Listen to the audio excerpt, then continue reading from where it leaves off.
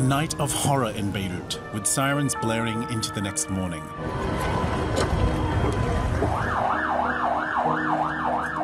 A blast leveled a big part of the city and left many without homes. At around 6 p.m. on Tuesday, a massive explosion at Beirut's port shook the Lebanese capital, leaving dozens dead and thousands injured according to initial reports. The explosion was so strong that it was felt in the island of Cyprus, around 240 kilometers away. While people were filming the initial explosion at the port, which appeared to many as a distant fire, a much larger explosion followed, leaving many in shock. Lebanon's Prime Minister Hassan Diab said that an investigation into the blast would focus on an estimated 2,750 tons of ammonium nitrate stored at a warehouse in Beirut port, where it had remained for 6 years. Officials said that those who left the material unwatched will be held accountable. Ammonium nitrate is a chemical compound used to make fertilizers and mining explosives. It is an oxidizer that can accelerate the ignition and combustion of flammable material and contaminants, and there are strict rules and guidelines to storing it safely. The images of destruction coming from Beirut bear close resemblance to two massive explosions that hit China's northern city of Tianjin in 2015, after flammable substances and ammonium nitrate were stored together in a chemical factory, leading to the death of 173 people. In Beirut, those on the ground said that the blast felt like an earthquake.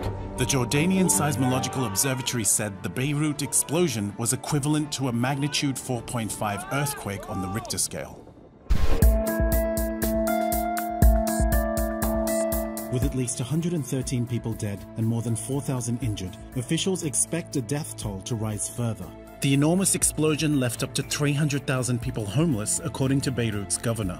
A ship belonging to the United Nations Interim Force in Lebanon, docked in Beirut, was also damaged, and several naval peacekeepers were injured. The financial damage of the Beirut port blast is expected to be huge in a country that is already on the brink of bankruptcy. Secretary General of the Lebanese Red Cross, George Kitani, said that hospitals are in a difficult position. Some of them were damaged by the blast and cannot handle any more patients, meaning thousands injured from the explosion cannot be attended to. The Lebanese Red Cross also announced that a number of doctors have also died following the explosion. To make things worse, Lebanon's health minister said that medical supplies stored at a warehouse near the blast zone have been destroyed, and has appealed for help from the international community. Initial government reports have excluded the possibility of a man-made attack, but the investigations are still ongoing. Oh my God! Oh my God! Oh my God! Oh my God! Oh my God! Oh my God! Oh my God! The country has announced a period of mourning for 3 days following the blast, and the explosion comes at a sensitive time for Lebanon. The country's economy has been in free fall for almost a year, and the coronavirus crisis has intensified the country's economic woes. The blast also occurred days before an expected verdict on a trial over the killing of former Prime Minister Rafik Hariri in 2005.